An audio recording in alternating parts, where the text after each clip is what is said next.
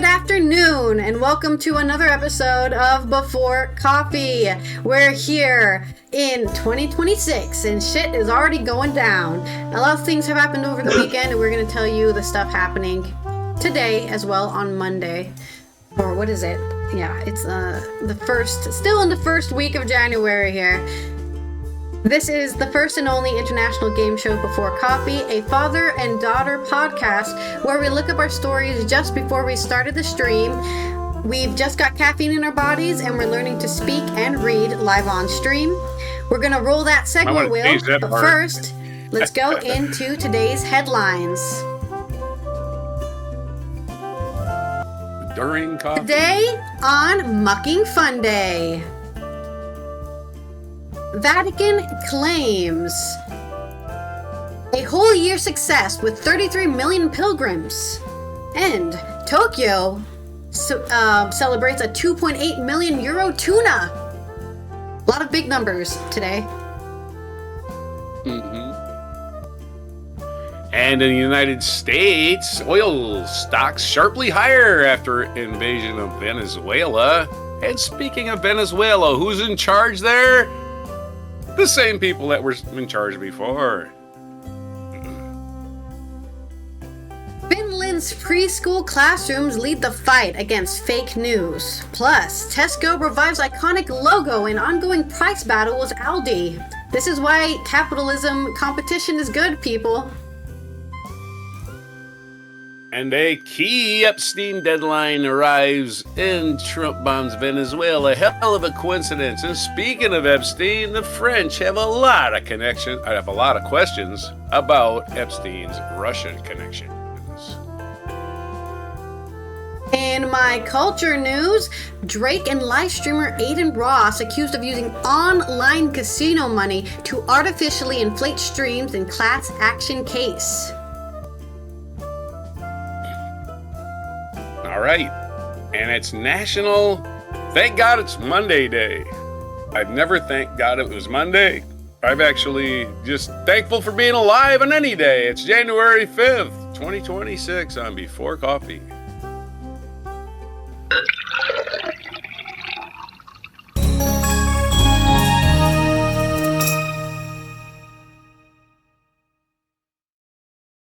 Anyway. Thank goodness that we're here to experience the bullshit that is news. Whatever. The world. Actually, no. Thank goodness we're here to reveal the bullshit that's in the news and say, hey, this is bullshit. No. Yeah, we're artificial intelligence. We don't have an opinion. Yes, we do. But we do. Well, we don't. Yes, we do. We never say our opinions. Yes, we do.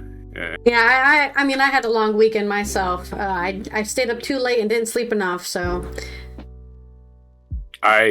Nothing of any significance happened on this weekend, so I don't really recall much of it. Just kind of. That's probably a good thing, honestly. You don't want every life-changing events happening every day. I don't want any life-changing events happening. I want to just. Yeah, I mean, as a millennial, I feel the same way. I would love to live in like a decade of nothing happened. Like 90 years. 90 years of absolute nothing. That's what I would like right now. That sounds like a good idea. Let's roll our segue wheel for my first stories here on this Mucking Funday. And you're going to have to give me Mucking. Hypothetical. One story or two? Two stories. The first story is a bit long, and it's about Vatican's Holy Year being a success with 33 million pilgrims going to the Holy City. This is by Nicole Winfield on the AP News and out of Vatican City. The Vatican on today, the 5th of January, gave a final accounting of its 2025 Holy Year, saying more than 33 million pilgrims had participated and that the only real dispute with the city of Rome concerned the style of the fountains built for the event's main public works project. Pope Leo XIV will officially close out the Holy Year tomorrow on the 6th of January and shut the Holy Door of St. Peter's Basilica, capping a rare jubilee that was opened by one pope and closed by another. For the Vatican, a holy year is centuries-old tradition of the faithful making pilgrimages to Rome every 25 years to visit the tombs of St. Peter and Paul and receive indulgences for the forgiveness of their sins. For Rome, it's a chance to take advantage of some 4 billion euros in public funds to carry out long-delayed projects to lift the city out of years of neglect and bring up it to modern European standards. So they basically take all those that money that you donate to the Catholic Church, put it in a fund, and then every 25 years say, time to spend it. So at least I hope that's what they're doing with it, because otherwise, tax the churches. The Vatican said that 33,475,369 pilgrims had participated, and Italy and the US and Spain were the top nationalities represented. I mean, Italy is right there. It's not even fair, right? You don't have to travel very far. But the Vatican's Holy Year organizer, Archbishop Rino Fisciella, acknowledged the number was only an estimate and could include double counting. There's no breakdown between Holy Year pilgrims and Rome's overall tourism numbers. The Vatican arrived at the figure by combining the number of people who officially registered for the Jubilee events, volunteer crowd counters at Rome area basilicas, and closed-circuit televised cameras at St. Peter's Basilica, which recorded around 25,000 to 30,000 people a day crossing the threshold of the Holy Door. Assuming the number every day for the past year, around 10 million pilgrims would have crossed to the Holy Door. Officials said they never envisioned more, given its limited capacity, and that pilgrims would have visited holy doors at other Rome basilicas. The official number exceeded the 31.7 million people originally forecasted by the study conducted by the Roma Tre University. The Vatican said it's recorded a steady increase in participation following the death of Pope Francis in April and the election of Leo, a transition that made the Holy Year only the second in history to be opened by one pope and closed by another. In 1700, Pope Innocent XII opened the Jubilee, and Pope Clement XI closed it after Innocent's death. Rome Mayor Roberto Ghirardelli said that 110 of the 117 public works projects initially associated with the Jubilee had been completed. So all that money that you donated to the Catholic Church, if you did get sent and complete 110 of the projects that were planned. Only 7 haven't been completed, including the most audacious, a pedestrian piazza at the end of the Via della Conciliazione Boulevard, opposite the St. Peter's Basilica, that required the rerouting of traffic to an underground tunnel. I love putting cars underground where they belong. The design of Piazza Pia, as the square is known, also saw the major point of disagreement between Fisciella and Gualtiera over the 2 round fountains that framed the view along the Conciliazione towards the Basilica. Gualtieri liked the fountains. Fisciella didn't, but had to put his preferences aside because Piazza is on Italian soil, so Italy has the final say. This was probably the only point on which we had to say, laughing and smiling, that we didn't completely agree, Fisciella said. He liked those 2 fountains, I liked the others, but I had to back down. Fisciella said he didn't like the contemporary stone fountains suited a piazza that looks towards the Baroque splendor of St. Peter's Basilica and along the fascist-era architecture of Via della Conciliazione, which was itself created by razing a neighborhood for the 1950s Jubilee. 1 year later, Fisciella has gotten used to them, but still doesn't love them. I always thought they looked like foot baths, he said. Rome's relationship with the Jubilee dates to 1300, when Pope Boniface VIII inaugurated the first Holy Year, and what historians say marked the definitive designation of Rome as the center of Christianity. Even then, the number of pilgrims was so significant that Dante referred to them as his Inferno. Massive public works projects have accompanied Holy Years, including the creation of the Sistine Chapel, commissioned by Pope Sixtus IV for the Jubilee of 1475, and the big Vatican Garage for the 2000th Jubilee under Pope John Paul II. Leo has already announced the next Jubilee will be in 2033 to commemorate the Christians' belief was that 33 AD's death and resurrection of Christ. So it's going to be the 2000th anniversary of the death and resurrection of Christ. Congratulations for all the Catholics out there. I guess it's nice to get your money paid out, finally. Give me a hypothetical scenario of whatever you came up with. I always, my favorite hypothetical is always about Jesus. What if Jesus showed up today and threw all the money changers out of the temple? How big would his jail cell be, and where would it be located? There's my question. We already know what's going to happen to him. We know what would happen to Jesus if he showed up today. Why are you guys collecting all this money? You're supposed to be giving it to the poor, not building your stupid infrastructure. Hey, long-haired freak with a sandal just knocked over my cash box. Arrest his ass. Yeah, there's something really funny about, hey, we used all that money you donated to us so we can make our town, our city look fancier. It's like, what about the people who are dying poor in the streets and starving? Nah, fuck them. I need to build a fountain real quick. Yeah, I understand that religions are very helpful in a lot of cases, but I think if I think of the monolithic church, I think of child molestation. That's what I think of, and that's just goes automatically goes there, right? So yeah. Let's do your next story before we get on to the Epstein story, which is again, I don't know. We're just being a little cynical today, Allie Cakes. And also, good morning, Allie. I hope you're having a good Monday. I hope your weekend was well as well. I just wish churches paid taxes in this country. I'd leave them alone. In any country, I would say. I think they should pay taxes in any country. Right. Yeah. I just, you collect money, you have money. If you're giving it to charity, fine. Show it on your taxes. No problem. Yeah, you can show that on your 100%. Well, it's the thing with that, right, is you can actually make sure they're doing it. Right? Because the church can say, oh, we're donating this to a soup kitchen, but there's no proof because they don't file it in the taxes. Donated 200,000 euros to the soup kitchen. They don't file taxes. Yeah, they don't file it. You don't know. Yeah, money, they just say it. Money comes in, money goes out. What a perfect money laundering operation. Yeah, it's true. I wonder if that's happening. Yeah. We just want some transparency from the churches. That's all. I don't think rich people miss that trick. One of your number one donors to the Catholic. One of your number one donors to the Catholic Church was La Cosa Nostra, which was also known as the Mafia back in the day. So, yeah. Laundering money since money laundering. Everyone knows the Mafia is very religious, so. Religions invented money laundering. Anyway, go ahead. My next story is not about money laundering. It's about a large amount of money paying for one tuna fish.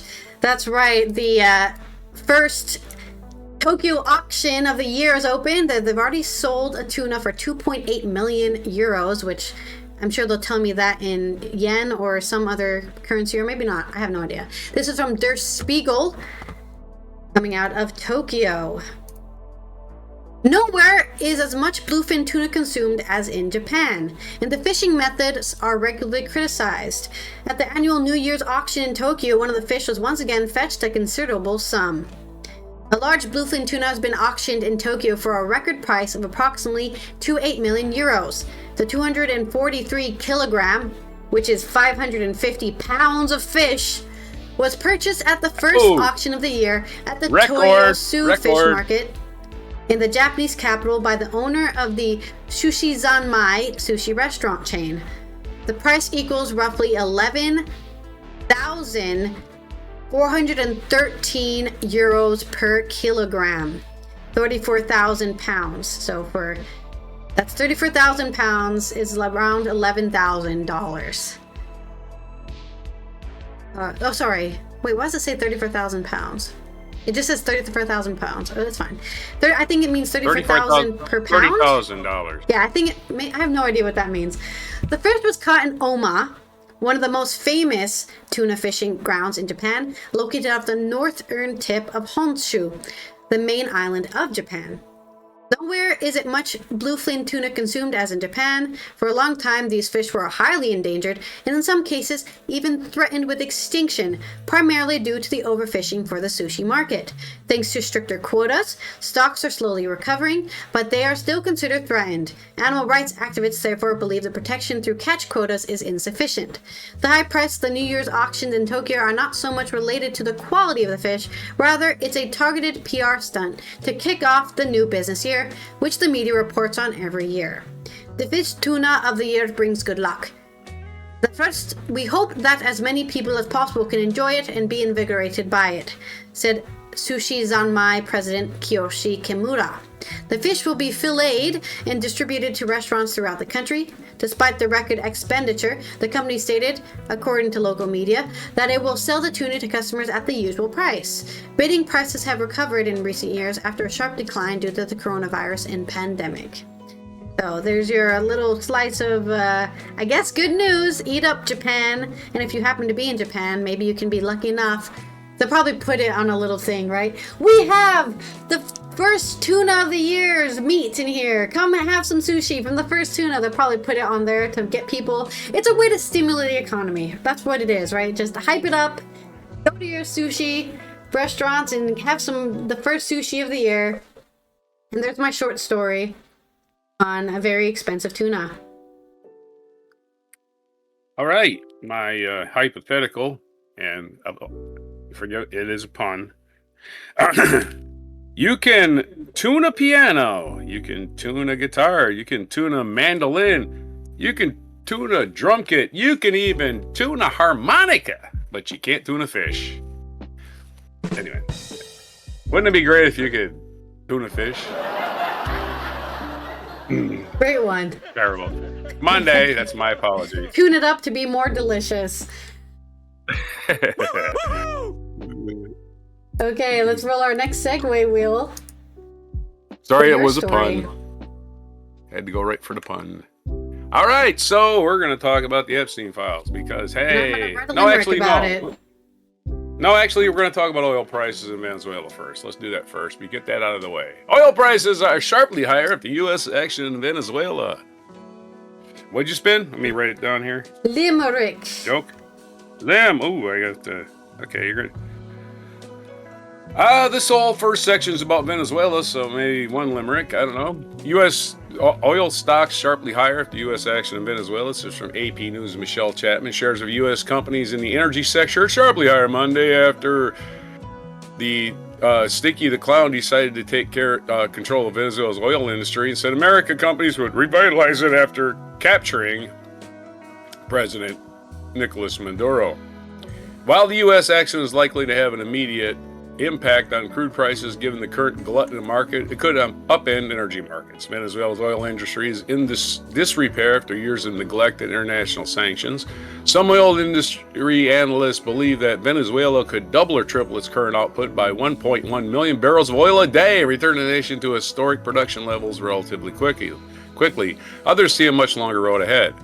Or it could turn into an Iraq situation where the people that are losing power are just going to sabotage all the oil infrastructure, and there won't be any oil, because that's what happened in Kuwait, folks. Just understanding our misadventure in Kuwait led to that. While the Trump administration has suggested large U.S. oil companies will go into Venezuela and spend billions to fix infrastructure, we believe political and other risks, along with current relatively low oil prices, could prevent this from happening anytime soon. So they're betting on oil prices going higher. That's why they're buying the stocks. You don't buy stocks because you think they're going to go lower. Well, here's what's going to happen now, said nobody. Here's what's going to happen now is we're going to have a big old supply of oil and the gas is going to get cheaper, says the dumb idiots in America who don't know how anything works and vote for Trump. They think we're just automatically going to get low gas prices. Oh yeah, because oil companies are tired of making money. That's what happened. While the Trump administration has suggested large oil companies will go into Venezuela and spend billions to fix infrastructure, we believe political and other risks along with current relatively low oil prices could prevent this from happening anytime soon. Yeah, you don't go oil exploring when you're making less money. You go looking for oil when it's high because you're not getting the return on your investment. Back to the story. That was the opinion of Neil Dingman of William Blair, which I must be a commodities broker. Material change to Venezuelan production will take a lot of time and millions of dollars of infrastructure improvement, he said. Any investment in Venezuelan energy infrastructure right now would take place in a weakened global energy market. Crude prices in the U.S. are down 20% compared to last year. The price for a barrel of benchmark U.S. crude hasn't been above 70 since June and hasn't touched 80 per barrel since 24. So why does gas price not down to $1, right? Anyway, because they got profits to make. J.P. Morgan foresees a brief sharp dip in Venezuelan production, but said recovery is expected to be swift. Production could reach 1.3 million. And again, I'd be interested in how many people in Congress get this tip. And then, I gotta sell my stock, or I gotta buy my stock. Because Congress, again, is not being asked to divest from their investments. But there's your story on the oil stocks, and we're going to cover another facet of this story. Do you want a limerick now or a limerick later? Give me more time. Yeah, we'll just do them both at the same time. Okay. In a related story, Delcy Rodriguez, Maduro's hardline socialist vice president, now leads Venezuela. She's exact same politics. So if you were thinking about that changing, well, it's not. And she's not giving up power because they lost the election. She's just going to take a seat and warm it up or whatever she's going to do until Trump decides to remove her, I suppose. I don't know. Let's see. Trump has no... This is from dailycoz.com, which doesn't allow me to put a reading pane because I don't know what the hell their deal is. Oh, we got to show us all. You got to see all your ads. Okay, guys. Every other site in the world lets me get a reading pane but yours. Anyway, here's their story. Trump has no plan for Venezuela. Hours after the U.S. captured and removed President Nicolas Maduro from Venezuela, the country's Supreme Court ordered that his VP, Delcy Rodriguez, be the nation's new leader. Yet, at the same time, Trump said the U.S. will temporarily run the country, which he can't even run this country, so that's pretty funny. Maybe, I know what he'll do now. He's going to give aid to Argentina, give $40 billion to Argentina, not you running Venezuela. Does Venezuela have $40 billion that isn't squirreled away in some politician's bank account? That's a good question. We're going to run the country until such time as we do it through a safe, proper, and judicious transition. We don't want to be involved having somebody else get in and have the same situation we had last long period of years. Why, that's a... Guy can't talk in real sentences. Too late. With Rodriguez, someone else is already in. Maduro may be gone. His personal security dead.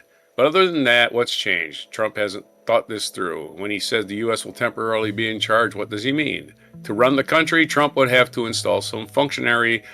Marco Rubio's name has been mentioned. Why don't Trump just go run it? He wants to run that country, go run it, Trump. I wholeheartedly endorse him running that country. That would be just awesome, right? And I don't care who would replace him. A nest of snakes can sit in the White House. It'd be doing a better job. Anyway, maybe he wants a colonial-style governor such as Marco Rubio in the mold of Paul Bremer. Paul Bremer was the guy who ran Iraq after we deposed that leader because, you know what? Hey, he's got oil too. That man who was Bush Jr.'s Iraq, that's right, we're going to talk about him. I doubt Trump wants to risk a costly debacle like the bloody and lingering American president supposed to stay in Iraq. However, betting on Trump to do the rational thing is rarely profitable. Perhaps he intends to threaten the country into compliance, but he already has an oil embargo in place. And he is bombing drug boats, in parentheses, which we know aren't delivering anything to the U.S. What else is he going to do? Bombing runs on the country and other kidnapping? Short of American military presence on Venezuelan soil, all the U.S. has is an embargo, just like the one we had on Cuba for decades. Ironically, even as he was promising the world that America was running things, he offered some conciliatory words to Rodriguez, whose career was managed, much as Maduro's was, by Hugo Chavez, the OG socialist leader of Venezuela and founder of Chavismo, which, again, which I talked before the show. Every time I went down to South America, and I went there twice a year for about 10 years, all I heard was Chavez, Chavez, Chavez, Chavez, Chavez. Those guys really hated Chavez. Even Warhawk John Bolton thought Trump was charting on a puzzling path, he told CNN's Caitlin Collins. I have to say the most stunning part about the press conference was probably saying the U.S. was going to run the country, but the second most stunning was the assault on Mrs. Machado, the leader of the Democratic forces, the natural alternative government that Trump just dismissed. Yes, Machado, who just won the Nobel Peace Prize, and Trump is mad because she won it, even though she's probably should be the leader of Venezuela. Trump don't care. He just wants a puppet in there. And he probably doesn't figure that she's gonna be a puppet because she wants peace. You know, peace! Peace, what's that? Does that make money? Nope, doesn't make money. There's no money in peace. Can it get any worse is the language of someone who's reassuring himself that it'll be all right. Oh, here's Trump's idiotic statement to what magazine was this? Atlantic magazine. If she doesn't do what's right, she's going to pay a very big price, probably bigger than Maduro. Well, once again, I don't think you can get away with this twice, Trump. You know, rebuilding their and regime change, anything you want to call it, is better than what you have right now. Can't get any worse. So Trump says things can't get any worse. Trump said that. The guy who continuously makes things worse. Can't get any worse is the language of someone who is reassuring himself that it will be all right when it has no idea what is coming next and thus has no plan to deal with whatever happens, except that the U.S. case, the backup plan is always a bomb something, declare mission accomplished, and hope the hell that things work out. It has not proved to be a beneficial strategy. The arc of Republican presidents. Let's do a couple more paragraphs. America used to be good at wars and foreign policy. However, it is hard to find any recent wins. Our last great hurrah was the fall of the Soviet Union. Since then, the U.S. has done little to prevent China's global ambitions. And in a move that has Reagan wondering why he bothered, Trump is doing his best to run interference for Russia's current authoritarian, while doing his level best to patter the alliances that have kept Europe a vibrant market for U.S. goods and services, while also providing a buffer against declining but still dangerous nuclear power. And then there's the taco tariff policy. Taco, of course, means talk a lot, check it out. That's what taco means. Talk a lot, check it out. The arc of Republican presidents' success points downward. Besides Reagan, Bush Sr. had a good plan during the Gulf War and executed it well. Bush Jr. had a bad plan in Iraq and Afghanistan wars and executed it poorly. Now Trump has no plan to execute, and it won't end well. Let's go back to Vietnam, where our plan just seems to be body count, even if you got to kill civilians. Body count. Yeah, that's where we're going with this. This won't end well, and let's have us a limerick. Okay. I have two limericks here, basically about the same thing. In Venezuela, the tensions did flare with an attack that was cruel and unfair. Oil stocks took a dive while traders arrived in a market now gasping for air.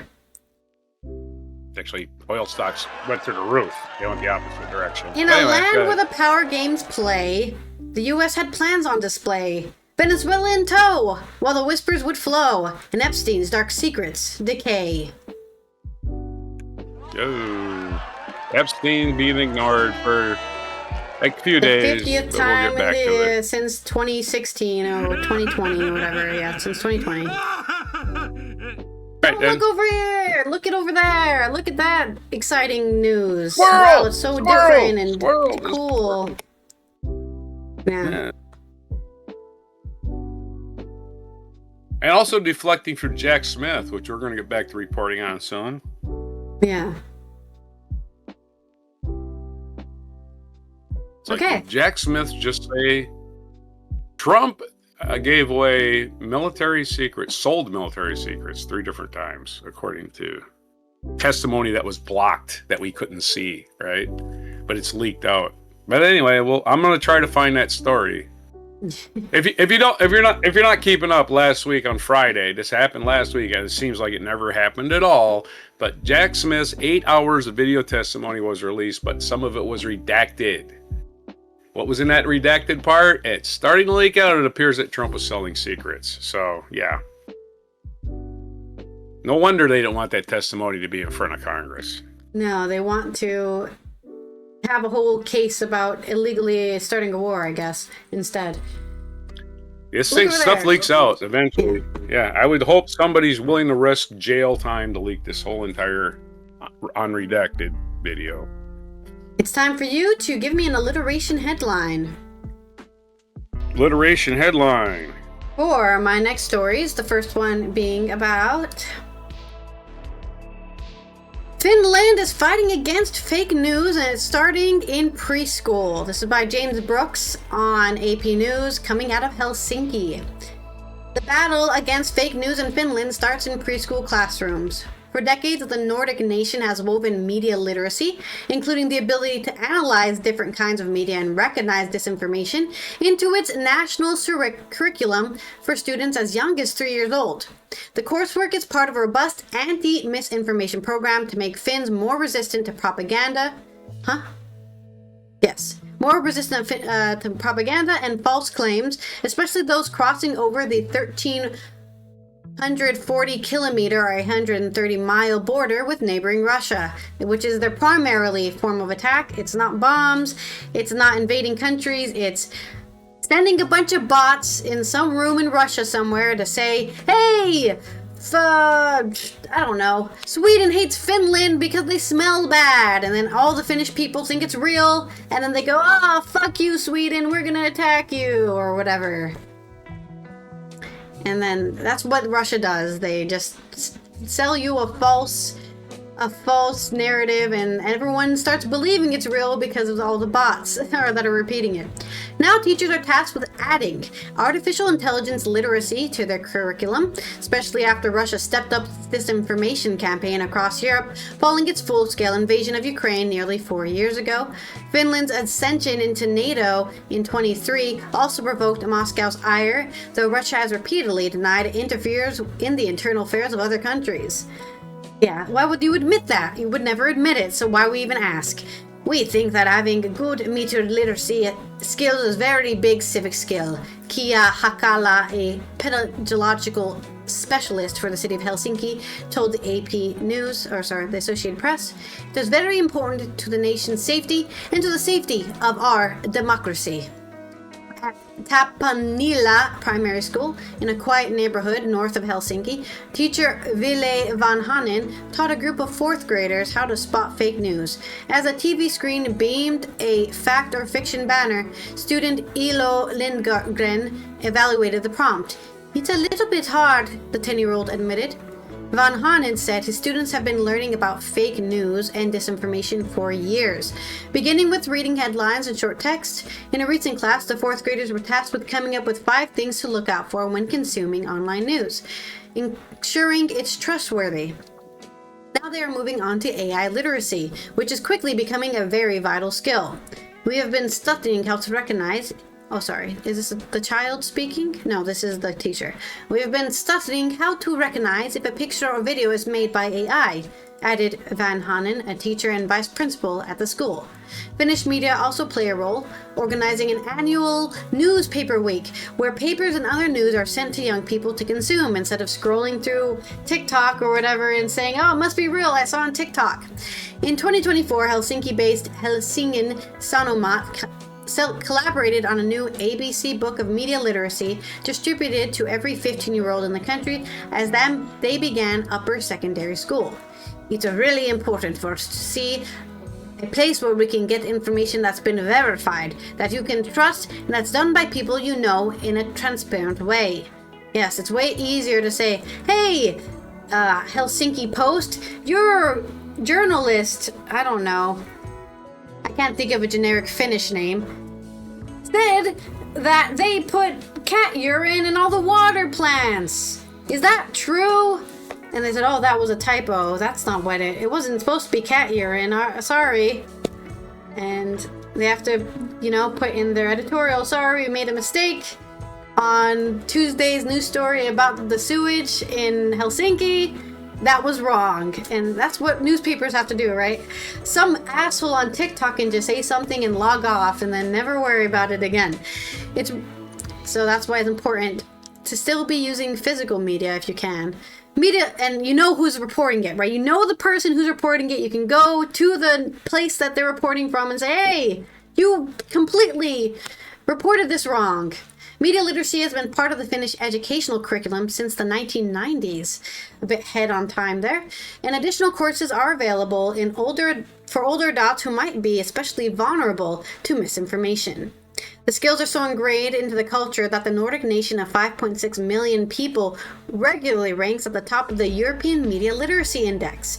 The index was compiled by Open Society Institute in Sofia, Bulgaria between 2017 and 23. I don't think we envisioned the world would look like this, Finnish Education Minister Anders Adlercreutz said. That we would be bombarded with disinformation, that our institutions are challenged, our democracy really challenged through disinformation. In the rapid advancement of AI tools, educators and experts are rushing to teach students and the rest of the public how to tell what's fact and what's fake news. It already is much harder in information space to spot what's real and what's not real, Martha Turnbull, director of the Hybrid Influence at the Helsinki-based European Centre of Excellence for Countering Hybrid Threats, said. It just so happens that right now, it's reasonably easy to spot AI-generated fakes because the quality of them isn't as good as it could be.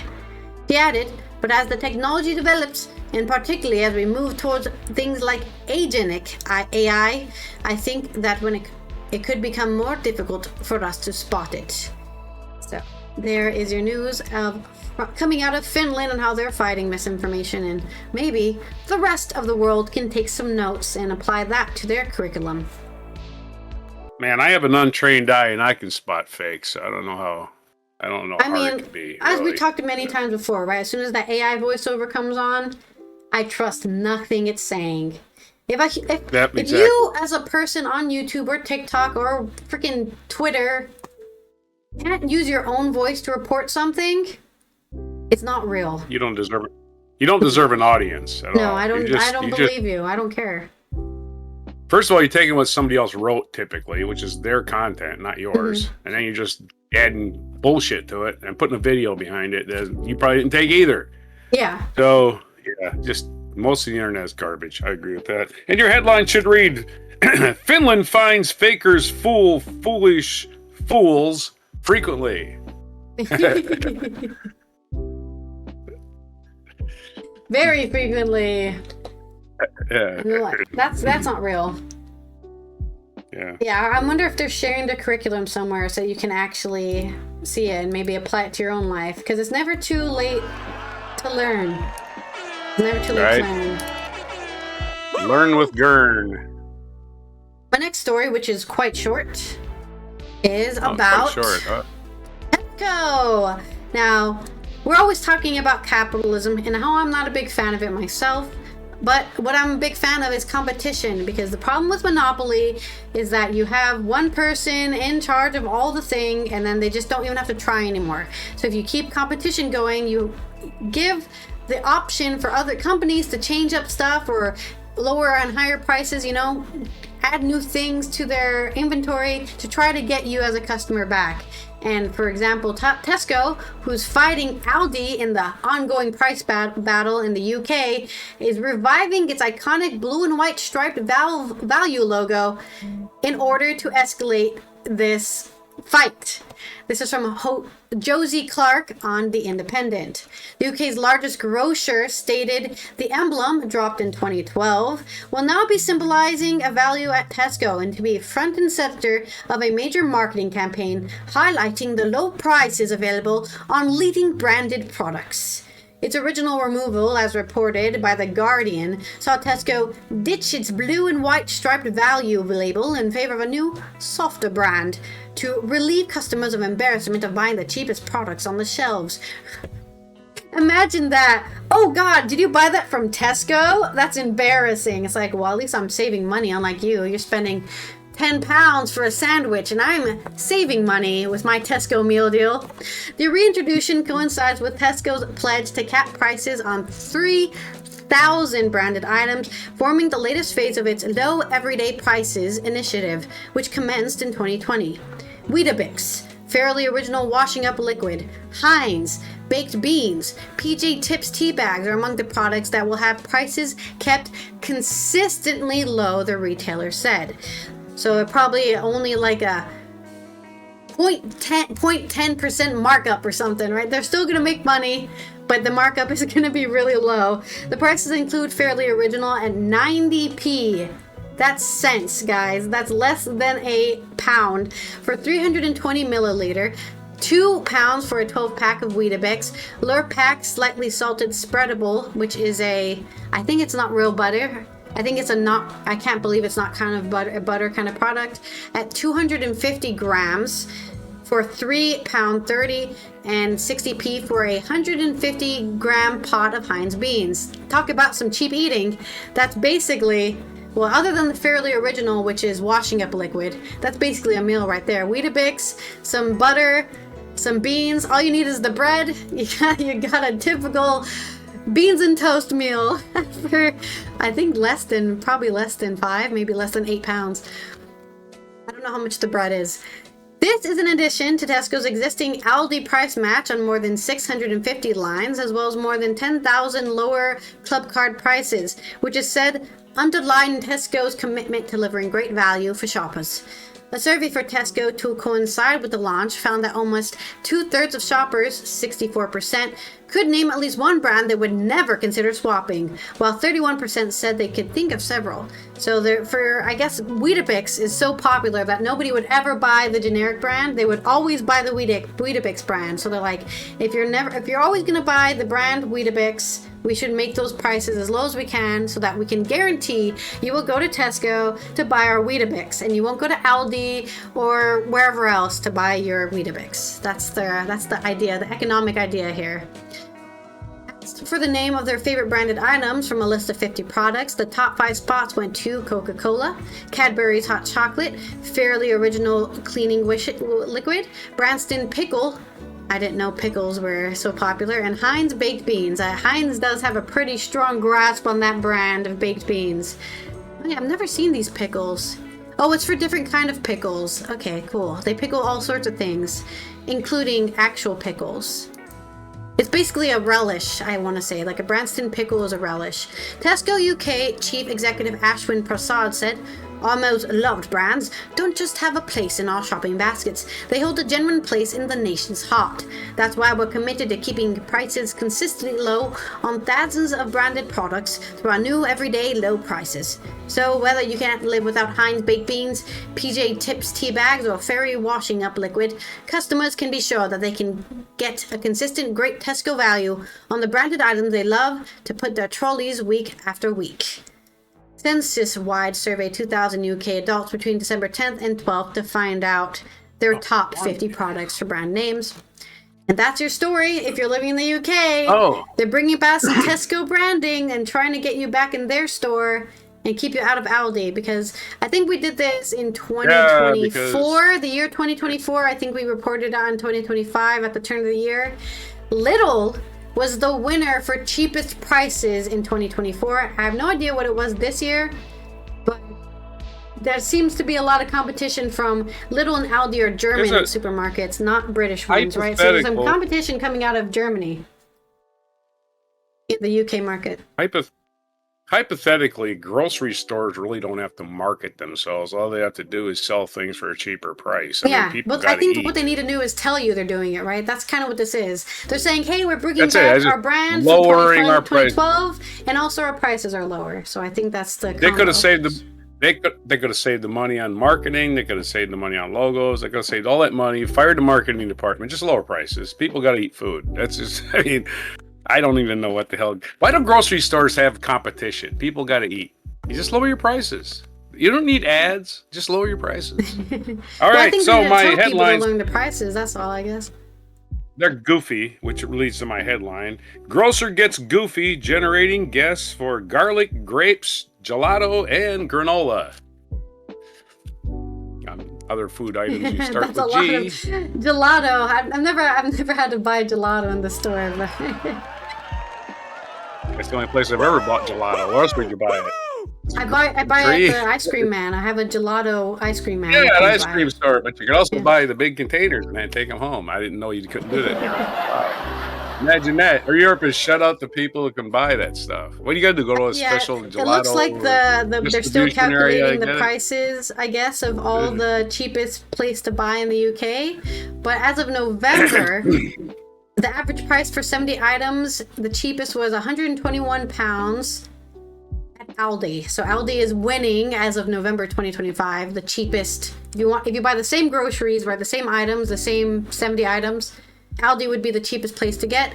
Tesco was 136, so that's like a 10 extra pounds, 15 extra pounds you're spending. If you buy some different items, you probably end up with another result. If you have the club card, you save £3. So that doesn't seem like the club card is very worth it either. And if you run in the store and grab stuff and run out, you don't pay anything. Yeah. Don't forget that part. Isn't that true? All right, let's roll our segue it all depends on if they catch for you. your news in the United States. In the States, they don't pay store employees enough to tackle you. They never could pay me enough to tackle anybody. Even if I was a security guard, I wouldn't tackle anybody. I'd say, hey, that's what they got cops for. Cops show up and go, yeah, you look like, here's what the guy looked like. Cop, here you go. Here's the description. Have a nice day. You know, that's what all I do. Even if I was a security guard. I'm sorry, I'm not protecting your profits, grocery store. I'd be a terrible security guard. Great eyewitness, though. I mean, if you really don't want to support capitalism, you can always just buy from farms locally. They have all the things. Bypass the middleman, which is the grocery store. What the local farms usually don't have is storage capacity. That's the problem. They got to sell their shit right away or get it to market or it just spoils. All right, so we're going to talk about the key Epstein deadline that arrived. And, why did we choose this weekend to invade Venezuela instead of, any time in the past 30 years or something, right? Well, it has a lot to do with it. Right, if Trump wanted to invade Venezuela, he can invade it in 2016 when he was first president. Or whatever, 2017. Yeah, Chavez, I mean, again, there's been plans to invade Venezuela. Somebody's setting up fireworks at 6 p.m. for some reason, I don't hear it. You're going to be hearing those. Don't hear it. I didn't hear anything. I don't know what anybody else is hearing. I didn't hear nothing. So again, we could have invaded. There's been plans of the U.S. Department of Defense to invade Venezuela ever since Chavez took control, and again, he was a bad leader, and this guy replacing him probably wasn't any better, maybe even been worse, but that doesn't mean it's our job to decide, right? It's about oil, folks, and it's America also first, about by the way. burying. We're not going to invade anybody. Yeah. America first. Right. We're the policemen of the entire world. That's right. Oh, wait, we're not. That's what Trump said. No new wars. He lied about that, too. Anyway, we're going to talk about the Epstein cases and why this thing is being done in the first place. The Epstein deadline has passed. Again, another one. Key Epstein deadline arrives as attention turns to Venezuela. This is from the Daily Beast, Catherine Boris. Americans slept and Stinky the Clown invaded a sovereign nation and kidnapped its leader. An inconvenient deadline was looming. The date for the Department of Justice to explain its controversial Epstein file redactions. Democrats in the House Oversight Committee noticed the timing in a post on social media, writing, "We are sure it's just a coincidence, but today is a statutory date for the DOJ to explain its redaction in Epstein file productions. We have not forgotten and we won't let up, regardless of the president's new unconstitutional actions." The Daily Beast has contacted the White House for comment. And of course, they got nothing. While the deadline to release the Epstein files came and went last month, the Trump administration has faced serious questions regarding its decision to redact large swaths of the released files. The administration faced additional scrutiny after it was discovered the Department of Justice had deleted 16 files from its website. After the fact, including one that featured a photo of Donald Trump with Epstein, which is shown right here, unredacted, which is the original form it was sent in. The DOJ is claiming it had to weigh executive and legal privacy considerations on victims' privacy when determining what to redact, but Curtis pointed out that doesn't count for the millions of files that were not released on time and still have yet to materialize. Yeah, where the hell are the rest of the files? Oh, we're making sure Trump's name isn't in them. That doesn't take overnight, you know. The Democratic Rep Ro Khanna and his Republican counterpart Thomas Massie, who have been spearheading the campaign to pressure the Trump administration to release the Epstein files, and on Friday, they would be bypassing the DOJ to demand all the files be made public by asking the Southern District Court of New York to appoint a special master to ensure all of the documents are released. Thank you. Why are we counting on the Department of Justice? They have a dog in this you know what I mean? They have a horse in this race. What do you want to call it? They have a dog in this race. Their dog is named Donald Trump. His personal attorney is in charge of this, right? Greg Blatch was his personal attorney. Now he's in this charge of these documents. Makes no sense whatsoever. What I want to see over these next few weeks is for the documents actually to start coming out that American people want to see and survivors want to see, which is the documents that name the rich and powerful men who are on Epstein's rape island, Khanna told NPR's Michael Martin. The pair is also seeking to hold Attorney General Pam Bondi in contempt of Congress, which would result in her being fined for every day the DOJ fails to release their entirety. Yes, Pam Bondi, hope you got a lot of money. I'm sure she has a sugar daddy somewhere. You can't work for all these corporations blindly rubber stamping all their fine, yeah, right. Yeah, Sham Blondie is definitely on getting paid by corporations. The Department of Justice estimates it won't finish reviewing the remaining files until at least January 20th. They keep pushing the goalposts back. Hey, remember them goalposts that used to be on the field? Now they're not even in our city. They're in the next town over. Good luck finding the goalposts because we moved them again. We have lawyers working around the clock to review and make the legally required redactions. Not legally required redactions. You're making wholesale redactions. Stop lying.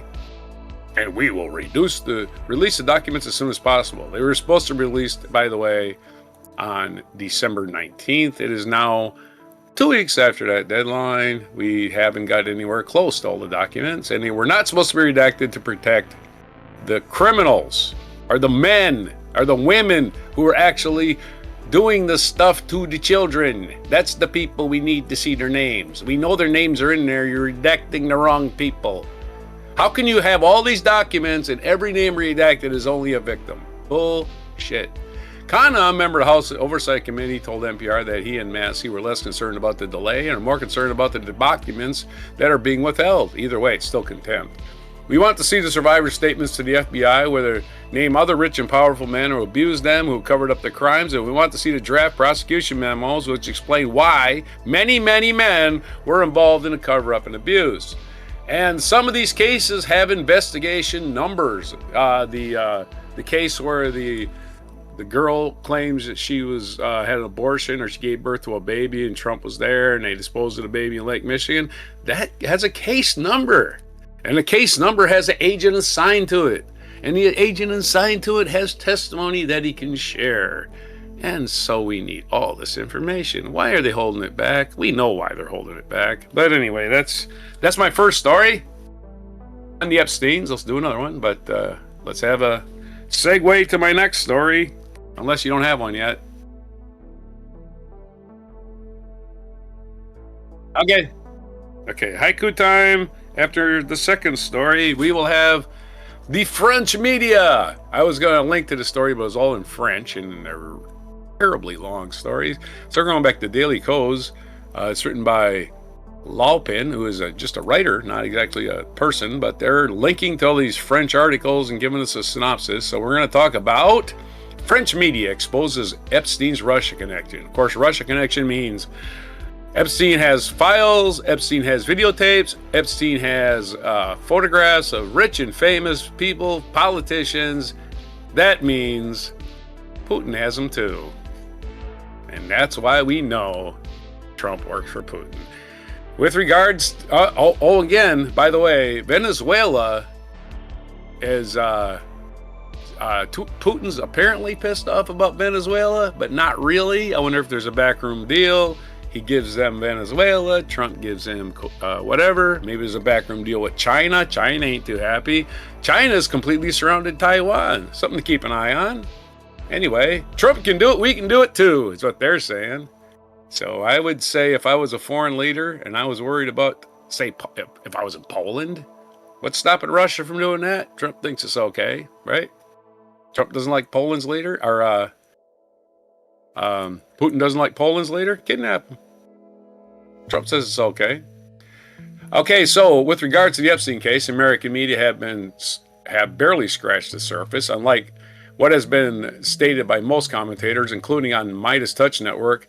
Jean-Louis Brunel wasn't just a photographer. On the contrary, an essential cog in the Epstein machine. There's a large part of the story which is missing from the U.S. coverage, which had already been covered by French investigative media such as Mediapart and 20 Minutes. Let's start with a brief recap. Who is Jean-Luc Brunel? Brunel was a French model scout. He gained prominence by leading the international modeling agency Karen Models, founded MC2 Model Management with financing by Epstein. Oh, it must be noon. There goes the hurricane alarm. He came under scrutiny for his ties to Epstein, whom he worked with from early 2000 to 2015. He was accused of grooming young women and taking part in sex trafficking operation involving Epstein. Yeah, the guy taking all these pictures of Epstein, by the way, yeah, he was also a recruiter. Hey, you look like a model. You could be a model. Well, he didn't say it like that. I'm sure you just, here's my business card. Oh. Any guy that walks up to you and says that you can be a model, kick him squarely in the nuts and run away. That's what you got to do. That's exactly the proper procedure. If anybody says you can be a model, kick them. No, don't ask them shit. Kick them in the nuts and have them file charges against you. Oh, that guy was trying to rape me, I think. So I kicked him in the nuts. And cops will have to detain him. Yeah, maybe you ought to check into this guy's background. Kick him in the nuts, see if he calls the cops. If he doesn't call the cops, well, you might be onto something. In 2019, the French police launched an investigation into Brunel after he went into hiding following Epstein's death. He was arrested on 16 December 2020 at the Charles de Gaulle airport trying to flee the country, and prosecutors charged him with the rape of 2 underage women. The statute of limitations prevented the similar charges. However,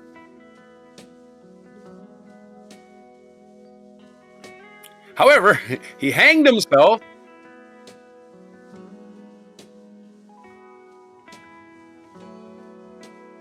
Brunel also hanged himself in his cell on 19 February 2022 before his trial could proceed. There you go. Another guy hanged himself. Yeah, that's the ticket. It was a suicide. I'm sure it was. I'm sure the guards who make probably, 700 francs a year weren't told to look the other way, right? With a huge donation. Very easy to get people to do shit if you just give them enough money. The old saying, every man has his price, has never been proven wrong.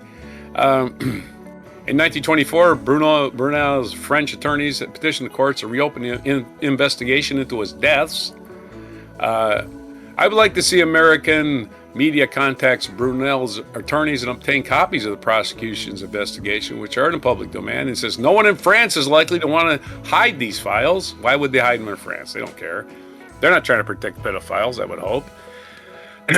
Number 2, the Russian connection, also discovered by the French newspapers. After French prosecutors launched an investigation into Brunel, he had been placed under immediate status of assisted witness in connection with charges of aggravated human trafficking of minors for the purpose of sexual exploitation. So the guy was turning state's evidence, but at the time, he committed suicide, supposedly. Anyway, he assisted witnesses in connection with the charge of aggravated human trafficking of minors for the purpose of sexual exploitation. In August 2019, one man came under scrutiny from investigator Daniel S., a former fashion photographer and now the manager of a Russian-based fashion television channel. Daniel S., his last name was not made public, had posted 3 photos of himself posing with actor Robert De Niro, the First Lady of the Philippines, and French billionaire Francois Henri Pinault and his wife, actress Selma Hayek, a woman named Juliette, and told the French journalist that she met Epstein in 2003 when she was 20 years old. Through Daniel S. According to her, he approached her on the Champs-Élysées, explaining that he was looking for models to work in New York. Oh, that's a definite, not a creep move whatsoever.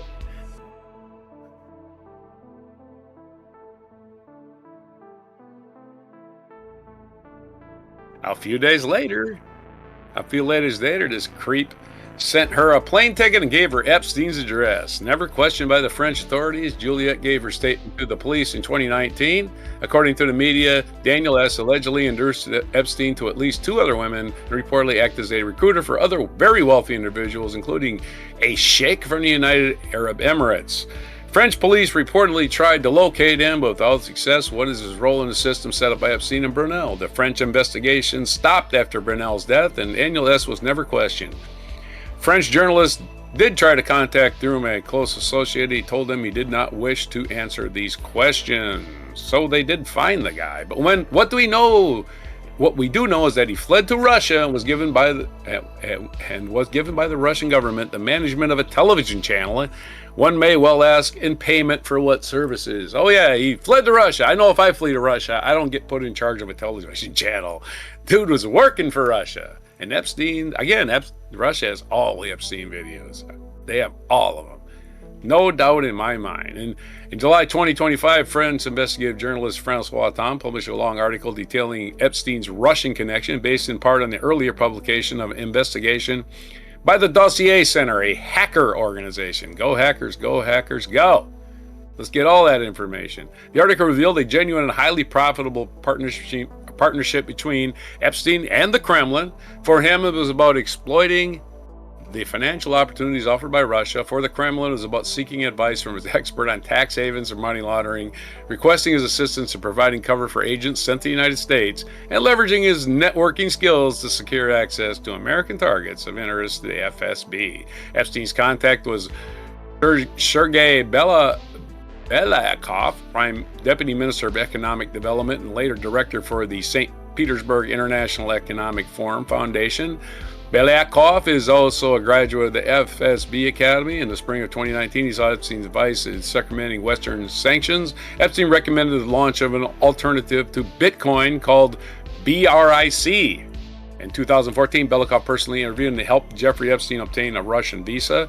He arranged a series of high-level meetings for him in Moscow. In 2015, Epstein contacted Belyakov about the urgent matter, a Russian girl from Moscow, Guzel Ganyeva, who was in New York and trying to blackmail a group of powerful businessmen.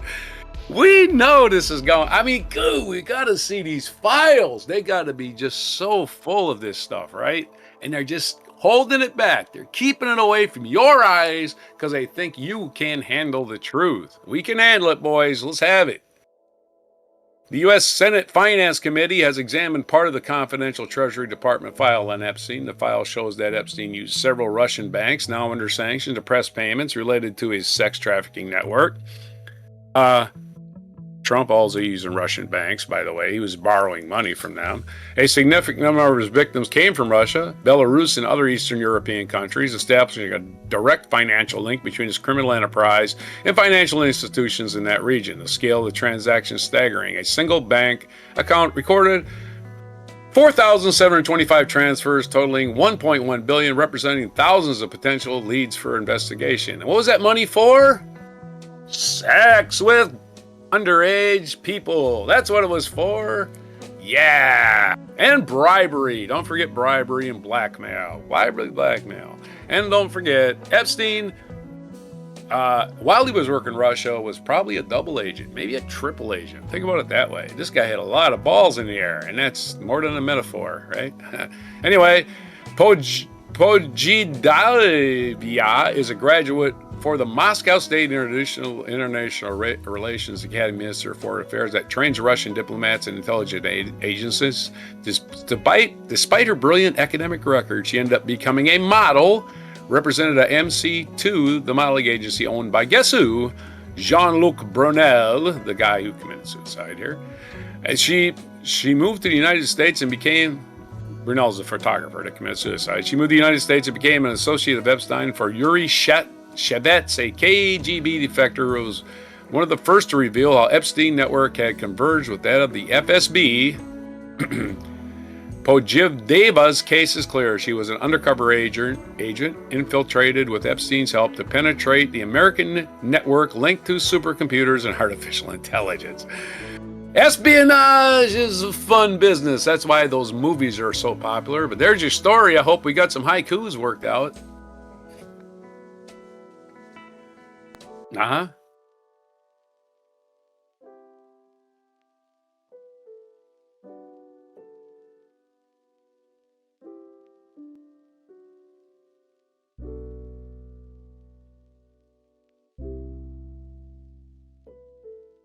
Oh.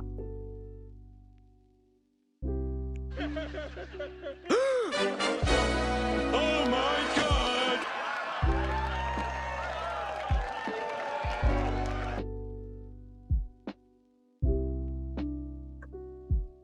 Yeah. Yeah, it's more than just friends.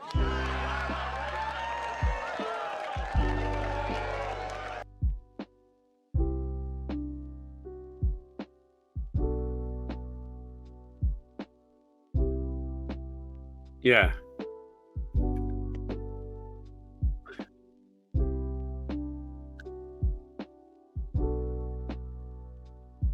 Yeah.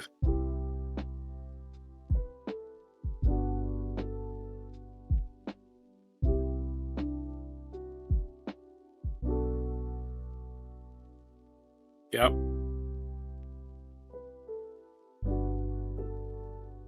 I'm a stranger.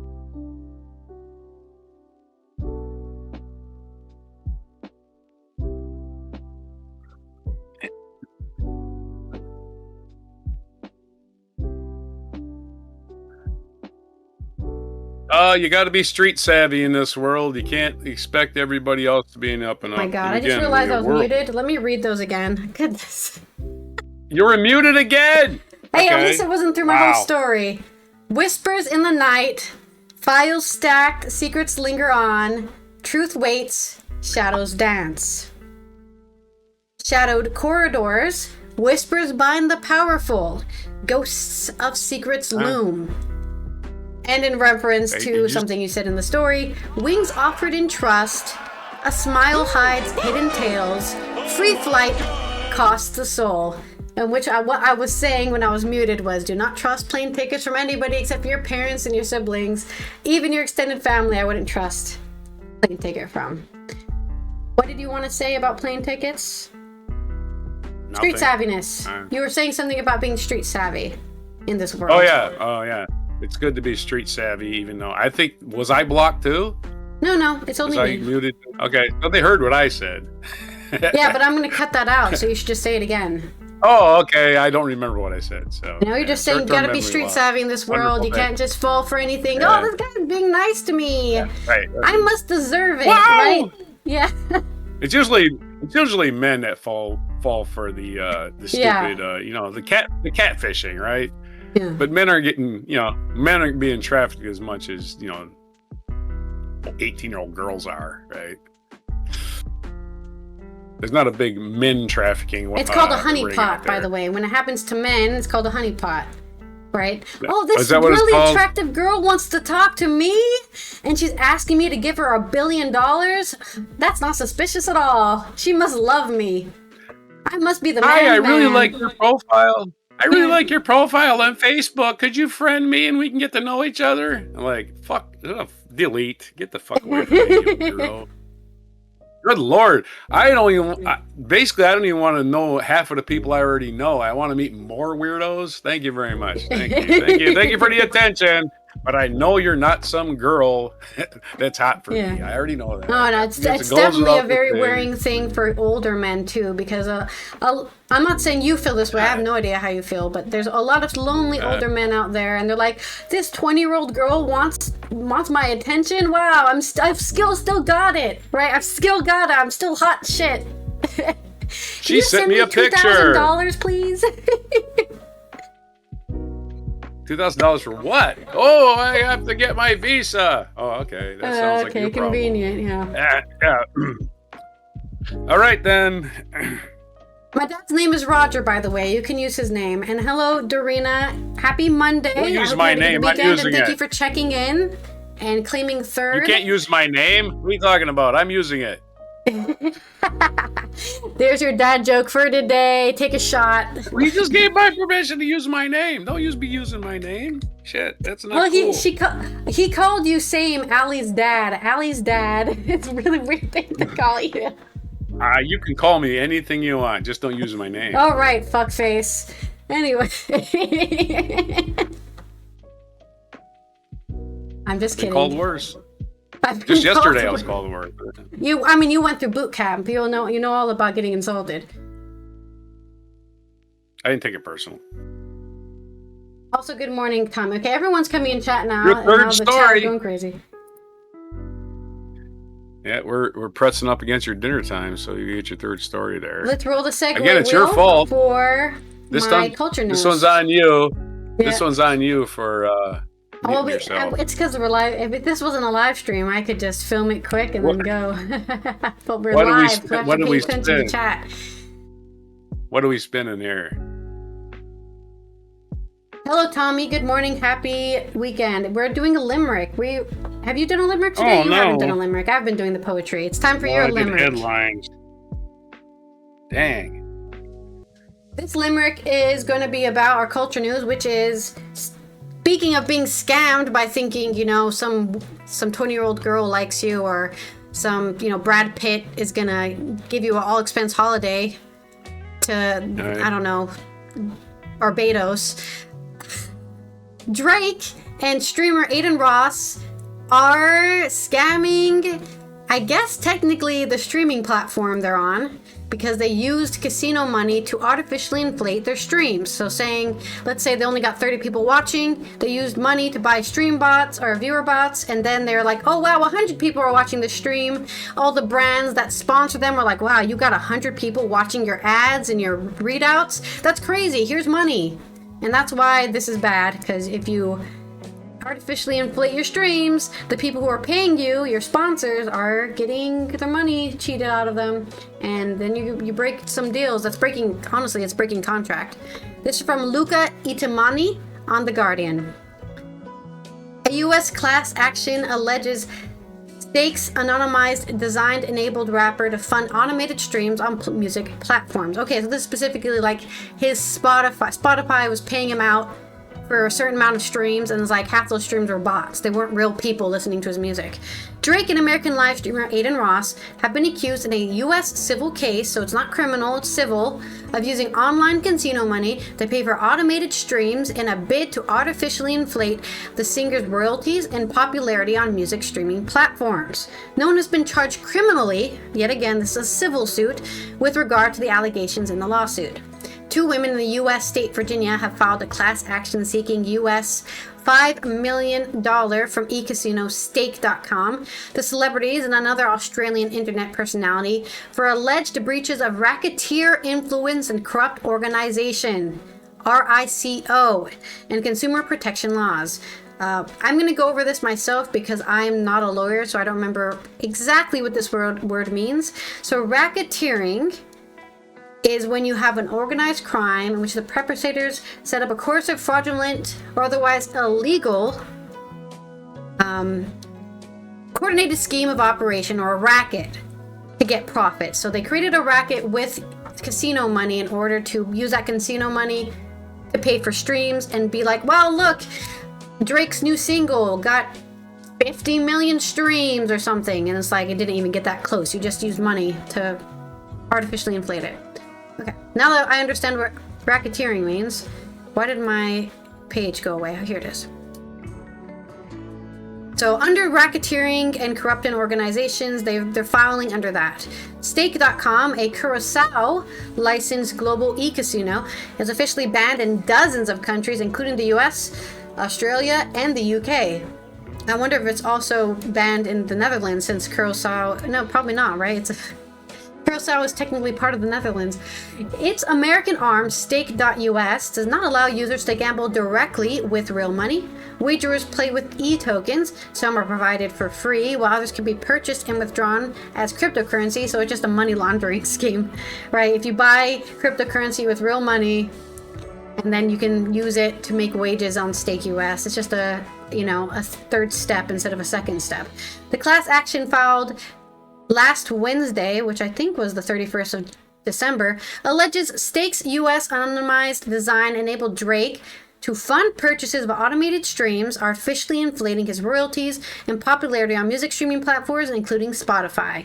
Court documents allege Drake and Ross hid the financing from public view by transferring gambling winnings via Stake's anonymized tip system to an Australian man named in court documents as George Nguyen, who allegedly operates the online account Grand Wizard Chat, N-word, that's his actual full name, and Grandavacious.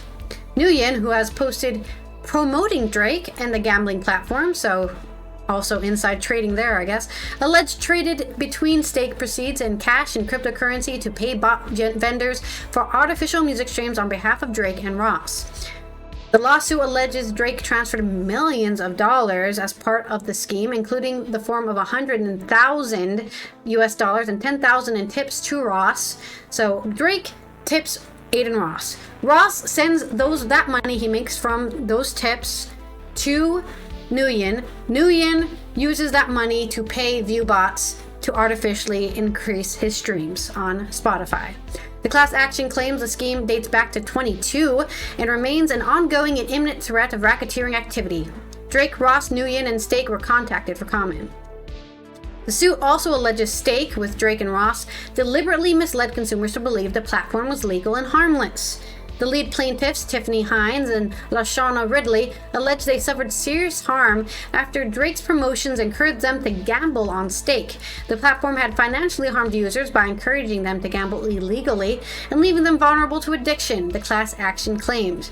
Missouri man in October brought a similar case against Stake, Drake, and Ross, which Ross at the time dismissed as bullshit. Stake U.S. faced lawsuits in other U.S. states claiming it has operated illegally. Responding to an August Kate Ross by Los Angeles city attorney, Stake's Australian parent company, EasyGo, told The Australian, "We reject allegations that have been made in the media in relation to this potential claim, and we will vigorously defend this and all such claims." Since 2022, Drake has promoted Stake on Instagram and on Kick, the EasyGo-owned live streaming platform. So, Kick is also in on letting them do that, including a post in June revealing he had gambled $124.5 million and lost $8.2 million in a month. "Gotta share the other side of gambling. Losses are so fried right now," he captioned the story post. "I hope I can post a big win for you all soon." The rapper in December promoted hour-long live streams on Kick with a post captioned, "Can we end my roughest gambling year on a good note? ? I want to max win and share 10% of it with you. Go to Stake to find out how you can enter to win the pot."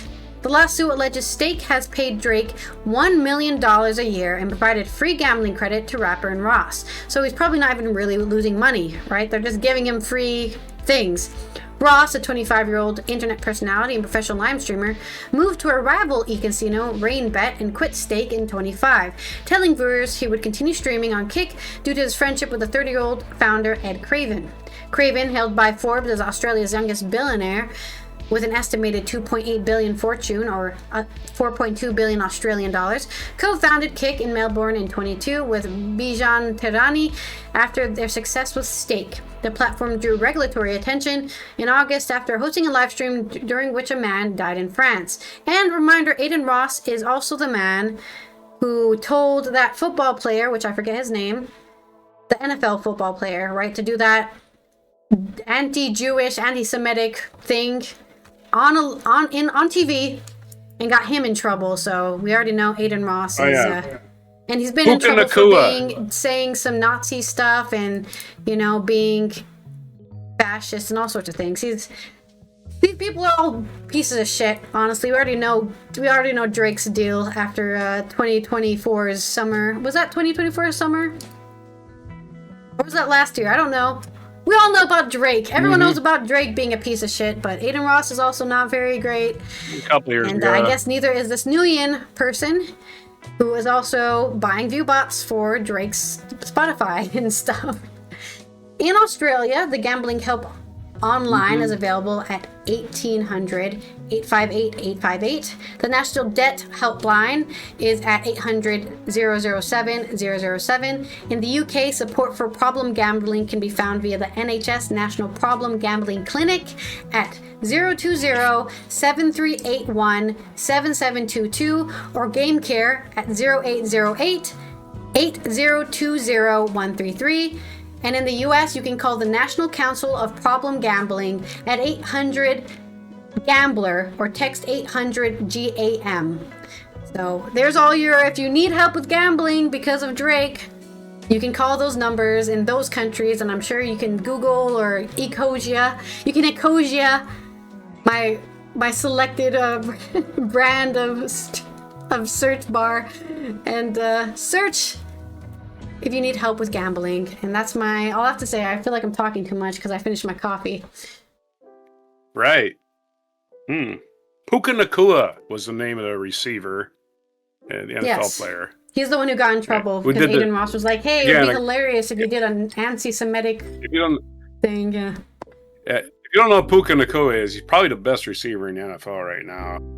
And wasn't even drafted that high, but he's Samoan and Hawaiian. So not exactly Crazy your combo. Nazi stereotype. Yeah, not exactly exactly. a Nazi He stereotype. has nothing to do with Jewish people, as far as I'm concerned. they don't have any relationship. Oh no, I'm from Hawaii. My parents are from Hawaii and Samoa, so I'm naturally anti whatever. You know? And no, he didn't know what the as hell far as I know, somebody tried to get him in trouble. There. Yeah, it's like, leave football players alone. They know how to do one thing well: play football. Okay. Don't stick a microphone in their face and ask for their opinions on anything else. They don't know. They don't know. They don't know. Yeah, they went to college. A lot of people go to college and don't learn anything. And football players are among that. Biggest group. So that they can get a job in the NFL, that's why they go to college. Because most people do not get recruited out of high school. Some people do, but most people don't. So. Right. Even if you play college football, you're not going to the pros. It's a very small group. Anyway, our limerick is, my podcast is available in many spots. On YouTube, Spotify, Twitch, subscribers are lots. But here is the deal. Our viewers aren't real. They are mass-purchased friendly bots. Mass-purchased friendly bots. There you go. Almost. If I could talk, I could say my limericks better. Oh man, I'm at least admitting we have no bots that we purchased that we know of. Don't have bots. Like, I understand. You actually have to have money to purchase as a streamer, and I'm sure you feel this way too. There is a small inkling in you when somebody emails you saying, "We can give you 10,000 subscribers on YouTube. Just pay us $100, right?" And you're like, "Oh, that's so tempting, right? I can get." But then you realize those 100 or whatever, 1,000 subscribers are never gonna watch you. They're not real, right? We want grassroots people who actually enjoy our show, watching our show. I'd rather have 3 real people watching before coffee than 300 bots Doesn't even watching. piss me off. Yeah. The thing that pisses me off the most, but all of that, is YouTube will put channels in my face that are AI content with bot subscribers, and I don't want to watch it, right? And there's so many people that are in the comments, and there might even be bot commenters, right? We don't even know. We could go through and research all of them and find their IP addresses. I'm not going to do any of that. Nobody's going to do any of that. So even the algorithm there's your not limerick. doing that. And the only reason YouTube pushes it to you isn't because they believe they're real or they accept the botting. It's because they have an algorithm, and the algorithm says, "Wow, AI information news channel is getting a lot of traffic right now. We should push it out to everybody because it seems like everyone's watching them." But that traffic they're getting is from bots, right? 300 people that are the most all bots. popular ones. And it's flattering. The flattering thing about it must be for some of these YouTubers is that somebody's made an AI version of them. It must be flattering, although they are ripping off your image and can make you say anything. That's not flattering at all. Anyway, let's. I guess there are some weird people out there who will buy bots for you because they want you to succeed, and it's like it's not nice. Hey, I bought you 100 view bots. Wow, thanks. Cool. Fake people are watching me. That makes me feel real good now. It doesn't make you feel better. I would take that. If somebody else bought it because it'll get me any higher up in the algorithm instead of just buried in it. But I'm just saying it doesn't make you feel successful. It's just it's artificial. It's artificial, right? It's artificial success. Yeah. I guarantee you, most of these people will buy the bots just to get views. I get emails most people every will. day from Instagram people being, I can give Oh, you so do 1 I. million followers on Instagram, and I'm like, block, block, block. Please leave me the fuck alone. Yeah, I'm I sure don't you want- can, and all you need to do is steal my identity and Yeah, let me whatever. give you my credit Pretty card soon, real quick. Yeah. Pretty soon there's 15 AI versions of you popping up everywhere. Oh Exactly, shit, how'd that exactly. happen? Right? Yeah. Okay. Yeah, I don't trust any motherfucker trying to sell me any fucking thing. And that's kind of a thing you should go with. That whole thing where somebody walks up into in the mall and says you're a model, kick him in the balls and run away. Digitally, the same thing, right? Just do digitally the same thing. If anybody's offering Kick you that guy in anything the and they balls. seem like they're being nice to you, sadly, we do live in that world where, wow, they're being really nice. Don't trust them. You don't know if a Whatever the stranger's being digital- nice to you, do not trust them. Yeah. Out of nowhere, this person likes me. Well, I must be charming then. That's the only answer. Yeah, And your own exactly. self-esteem needs a boost at that time. If your own self-esteem needs a boost at that time, I don't know. Just go practice. Get yourself a golf ball and a putt and on them putting greens. Just improve that in your life. Improve something about yourself. Don't take somebody's word for you that you're already finished product and they're happy to have you. They're fake. They're faking you. They're lying. They're lying. They're lying. It's like when your boss hires you and you said they're happy that you're working for them. They're lying. They don't give a shit if you're working for you or not. If you're working for them, they're not working for them. They couldn't care less. Your boss is lying to you. You're not valuable. Don't pretend you are. All right, January Our next 5th in this day in segue is history. alliteration. Metaphor simile. Take it away with this day in history. Yeah, don't fall for the old soft soap. It's the reason it's called that, right? It's soft serve because it's easy to the drink, and that's the only reason. They're lubing you up for later, is what they're doing. 1863, actor, director, and producer Konstantin Stanislavski, who developed when he was born in Moscow on this day, he developed the Stanislavski method. I wonder where he came up with that name from. It's an acting method, and I think it's maybe you can explain it to me. Have you been around enough actors to know what the Stanislavski method is? I think it's that method. I've never gone to I think it's acting method school. acting. I wish they would explain what that is, right? They link it. I wish they think would yes. explain Okay, so there's if I can go on a small tangent here. Method acting how we believe it is not real method acting. It's one of those phrases that we've taken and completely transformed into something else.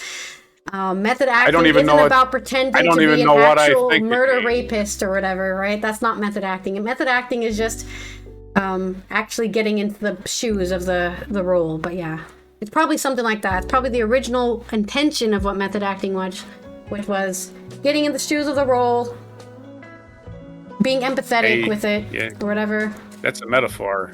You're not literally getting in their shoes. Yeah. Because that would be really bad, especially if they're a dead person and you got to dig them up, right? Not cool. Of course, they wear cardboard shoes. When you're dead, they don't put real shoes on you. Thanks for that realism, tidbit of information. Method acting. I'm not sure what I thought method acting was. But anyway, that's a guy that invented the Stanislavski method. And he looks like an actor, by golly. He was born in 1863. I wonder how long he lived. 1914, following a great success with the Model T, American automobile maker Henry Ford raised his workers' pay from $2.40 a day to $5 a day and reduced the hours of the workday. Holy crap! Now there's a capitalist you can get behind. Now I know Henry Ford supported Hitler and all that shit. But again, he doubled their hourly or their daily work. He doubled their pay and cut their hours. Why? Because he was making shitloads of money and he wanted to reward his workers for doing a good job. Imagine that. Wow. Okay, 1919, a locksmith named, and again, I know Henry Ford was a Nazi simp, but, you got to look at what he did, at least for the workers in his factories, all that hard work, and they got rewarded for it. 1919, a locksmith named Anton Drexler founded the Germans Worker Party, the forerunner of the Nazi Party in Munich, Germany. So we're in favor of the workers as long as you're not a Jew. 1925, Nellie Taylor Ross assumed office in Wyoming, making her the first female governor of the United States. She assumed office. Was she elected or she just assumed office? That's a funny way to put things. 1931, Robert Duvall, who's still around, was born in San Diego, California. I imagine they didn't put this, but I'm sure it was San Diego. Another famous person from San Diego, Robert Duvall. I love the smell of napalm in the morning. He was known for it. Who was known, and he still is around, he hasn't died, and it says he was known for his convincing portrayals of a diverse range of characters. Does Britannica know something we don't know about Robert Duvall? They refer to him in the past tense. They are the encyclopedia, so they know a lot about him. They know all about serial killers, and they frequently forget what year it is. But other than that, 1931, dancer and choreographer Alvin Ailey Jr. was born in Rogers, Texas. I never heard of Alvin Ailey, but I know somebody who was accepted to their dance school, and that's the first time I heard of it, and I was like, wow, that's really prestigious. And then I had to look it up. 1933, construction... Me when I was looking up racketeering earlier. I know what that means, but let me just make sure I know what it means. Yeah, it's the guy that... Yeah, racketeering. That's what Donald Trump does. That explains it. Yeah. Hiding your profits, interstate commerce, that's illegal. Any kind of thing like that, where the tax man doesn't get shit from it, and they want to know where you're making your money. That's racketeering. 1933, construction began on the Golden Gate Bridge, which is not actually golden, but they called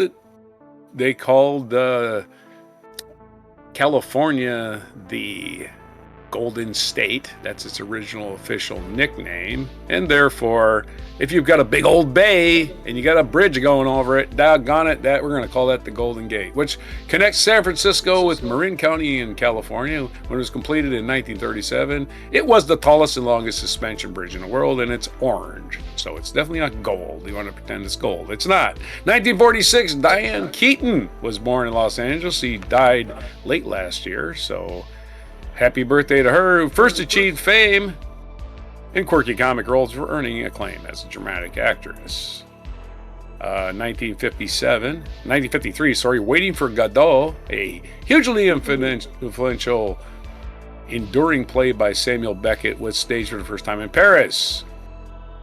In 1973, Bruce Springsteen released his debut album, Greetings from Asbury Park, New Jersey. I have that album. I have acquired that. Somebody gave it to me.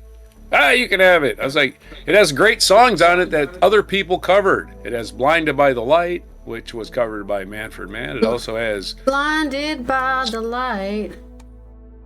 And Manfred Mann changed the words. He says, let loose like a goose instead of revved up like a deuce, which I don't know what people heard. I think some people said ripped up like a douche or something like that. But the actual line is, let loose like a goose. Manfred Mann changed it because they didn't like it or whatever. And Bruce Springsteen didn't like it either, but he still cashed those checks, didn't he? Anyway, he also, Spirits in the Night is on that album, and it was also covered by Manfred Mann as a hit song. 1998, Daniel Arap Moi was sworn in as a president of Kenya for his 5th consecutive term. I wonder if he's still around. 2005, the dwarf planet Eris was discovered in images taken 2 years earlier at Palomar Observatory in California, which just, again, was bad news for Pluto because Pluto's the same size. And for some reason, we called that a planet, and we didn't call Eris a planet, even though they're basically doing the same thing. So Pluto was demoted to an exoplanet or something like that, and that was the end of that debate, right? That put that debate to best forever, we wish. The flat earthers probably believe it, right? The flat earthers will believe anything, even if it contradicts the stuff that they believe in the flat earth thing. 2014, Eusebio, one of the greatest Portuguese football players, died in Lisbon. I totally mispronounced his name. I apologize. In 1709, the arrival of the Great Frost, Europe's coldest winter in 500 years, began to take hold on this day in 1709. It would kill hundreds of thousands of people, making travel and trade nearly impossible and disrupt 2 wars. Climatologists are still trying to understand the cause of what began became known as the Great Frost. I'm going to go ahead and say it was winter and there was cloud cover during the day and probably very uncloudy at night, so heat couldn't be stored. I don't know. Great Frost, it was known as. Maybe we'll look into it, but they still don't know what caused it. And what part of Europe? It doesn't say. The whole of Europe? Did it also, get to the Mediterranean? Did it get to La Paz? Or not La Paz? What's the French Riviera city? What's that called? The French Riviera, let's say. Anyway, our I don't know Umberto either. Eco. I don't know. What's the? Could be. No. It's Anyway, let's get on with the show. Umberto Eco is our featured biography. Italian author and literary critic. He was born on January 5th, 1932. Died February 19th in Milan, Italy. He died at the age of 84 in 2016. He was born in Alessandria, Italy. Other birthdays today: Robert Duvall, Eco, Miyazaki Hayao, Japanese director, born in 1941. You might know his name. I don't know how to pronounce it. Hayao. Miyazaki is his first name. Did Diane Keaton. It's also Bradley Cooper's birthday. Bradley Cooper turning 50 today. Happy 50 to him. You got the video I sent you, right? Yes, I did. Just wanted to check and make sure. I just give you some time before I run through the birthdays. The national days, a lot of things today. National Bird Day. Oh, who doesn't love birds? Chirpy, chirpy. Love me some birds. I said, I don't feed them, though. I want them to eat the natural plants around me, and I have lots of natural plants. I do feed them. I'm lying. I do feed them sometimes. And it's National Whipped Cream Day. National Thank God It's Monday Day. Not quite sure why I'm thanking anybody for that. I guess you're thanking them for a job, but God is not in charge of your job. It's your boss. National Screenwriters Day. Screenwriters, again, being ripped off by AI all over the world. National Keto Day. If you've given up the carbs, it's your day. Have that cheese and cheese sandwich with some cheese and meat on it. And pour some milk and butter on it if you got a chance, and have all the fat and protein you want, but stay away from those carbs. And those are your days. Everything for January 5th, your haikus, your limericks, your everything is pronunciations, your national intrigue, your spying news, your sexual perverts, everything that you could possibly want for a Monday. January 5th, 2026, on before, we're whipped cream. Whipped cream. Whipped cream can be part of your keto day as long as as long as you don't add sugar to it. Whipped cream can be part of your National Keto Day. Let's go. What's our International Day of Investigating Venezuela government? That's what the UN's busy doing today. Going, you can't do that, Trump. Put it back. Right? That move's not allowed in chess. Put it back. We give you one chance to put it back. If you don't put it back, I don't know what they're gonna do. They're not gonna do nothing in the United States. No. But again, we're the bullies. That would be, sadly, we're the bullies a again. death sentence. Again, no word on all the actual dictators that are doing actual harm to their citizens, like, North Korea, Russia. No word on what Trump's going to do about them. He's going to do nothing about them. I'm just being sarcastic. Shake their hands and say, keep doing what you're doing. Good job. And please don't release the videotapes, right? There's videotapes out there, and Trump is sweating it and sweating it and sweating it and sweating it. And as a lot of rich folks are sweating it. And people in Congress, don't forget them. Yeah. Specifically, I've got a few three senators. metaphors for you. Our first one. So first, I'll explain, since we kind of got stuck on it. The Stanislavski system requires you to use your own emotional memory, so your own experiences, and put them into an actor's portrayal in order to make it more realistic. It's all about acting realism. So the Stanislavski system is like a deep well where the actor plunges into the depths of their emotions and experiences, drawing up rich water that fuels their performance, making each character not just a role, but a living, breathing reflection of humanity. There's your metaphor. Your very long metaphor. I'm not sure anybody have a mental breakdown right now, but... No, I was delving into the depths of my sadness in my childhood, and I'm gonna cry. All right, now act. Play that role. Well, I've told you the story. I was raised in squalor, so, and of course, not actually squalor. We couldn't afford to live in squalor. We lived in East Squalor, which was, if you've ever heard of the other side of the tracks, we were actually under the tracks. So that's where I was raised, and use that metaphor however you want. Okay, sorry. The winter of 1709 descended upon Europe like a ruthless monarch, casting a shadow of frost over the land. All right, let's have some sound. And finally, let's celebrate National Bird Day, which echoes the beauty of our planet's wild choir. I love birds chirping. It's my favorite background sound of life. International that'll calm me down. Days. I realized we didn't do this on Friday, or at least I don't remember doing it on Friday, okay. so we're going to do it today. Sunday was World Friday Braille Day for the UN celebration of Braille. That's right, for the visually impaired and those who are blind, they can also read stuff and feel it with their hands, the tactile brilliance that is Braille. So celebrate Braille, go write your entire book in Braille so that people can read it who can't read it now, whatever book you have. And that's all I gotta say about Braille. I don't know what else you want me to say. I think it's cool. Braille is the name cool. of that tune.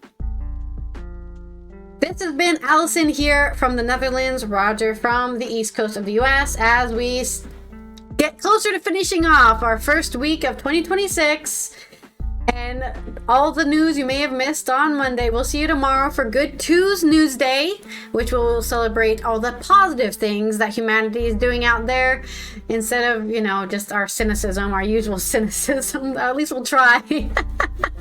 You can support us on Patreon for as low as $1 a month, as well as please subscribe to us on YouTube if you're watching this right now. Yes, you. We know you're not subscribed. You better get subscribed so that you can tell YouTube that you enjoy our Before Coffee podcast and whatever hijinks we get into up here. And as well, thank you everyone who's already subscribed, already following on Twitch, and has turned those notifications on so you know when we go live, post a video. And here is our mic drop moment. Merry Christmas! Merry Christmas! Yeah, man. We did this last week. The alternative ending. But this is another joke. This is The Onion. This is Peter Rosenthal, this is head The film Onion. critic for The Onion film critic. In today's Cinema Classic segment, America's I'm going to be finest looking at news Frank Capra's organization. beloved 1946 film, It's a Wonderful Life. A Christmas Guy classic looks like about a a selfless totally and real kind-hearted film man critic. who learns a remarkable lesson about the positive impact his life has had on those around him. Even though he feels like a This complete man failure. also has an Uncle Billy, a pathetic moron who at one point in the movie manages to moron. lose $8,000 in cash. While on a routine visit to the bank, he is given just one important thing to do in the entire film, and he essentially throws away $8,000 and destroys his nephew's livelihood. So, great job, Billy. Starring Jimmy Stewart in the iconic role of George Bailey, It's a Wonderful Life Poor tells the Billy. story of a troubled man They were like, convinced "We need that his a own conflict suicide in the would be film." the best thing for his town and family. George's wife, played by actress Donna Reed, is a sweet but strong woman who supports George when he...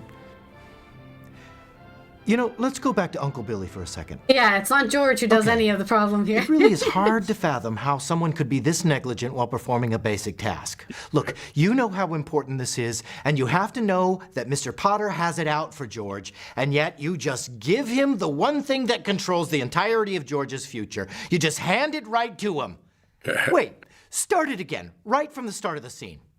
Yeah, right there. Look at that. That is a sizable stack of paper bills this guy is holding. It Yes. has weight. How do you forget you're holding it? Uncle Billy certainly had to feel something that big in his hand. You'd have to think that any functioning human would feel that in his hand. There's absolutely no way anyone would forget that they're holding something that big. What the fuck is wrong with you? Are you that stupid that your brain can't recognize when your hand is no longer holding an object? It's classic And George is the one who Uncle wants to Billy jump off the horseshit. bridge. That's crazy. Now he's checking a trash can. Terrific. Classic. Why don't you just go waddle home and cry to George about what you Classic did, you blithering Uncle Billy half-witted walrus? horseshit. Christ, George practically runs the whole business himself. Should've- All you have to do is stand in line, sign your name, and deposit the cash. How do you screw that up? How does a grown man screw that up?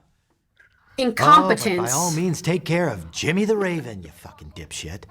Look, I can't be the only Jimmy one the who uses Raven. this, right? I forgot about that. I would never lose $8,000 in cash. You would never lose $8,000 in cash. No. No one in the world with a half a brain would ever lose $8,000 in cash. I mean, that's like But 80 Uncle Billy $100 does. bills. Why? That's Because he's a an big asshole. stack. 80 That's in bills. 1945. 1945, Christmas time. Jesus, what was that worth, right? Okay, he's an Million. asshole. And it pisses me off. It does. I'm sorry. I hate him. I hate in my heart for who he is and what he does as a person. So, I can never forget Billy from A Wonderful Life. Jack, right? How does Uncle Billy get away with anything? that's it. When was I this don't know again? what else I'm supposed to say, so that's In it. the 1800s?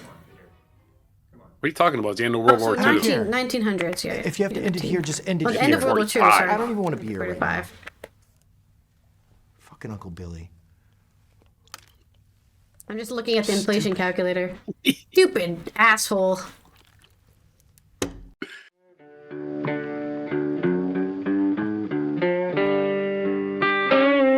Be sure to hit the like, subscribe, and notify buttons, and follow our other channels, Toxic Alley, History of Gravy, and Scratchy Old Record.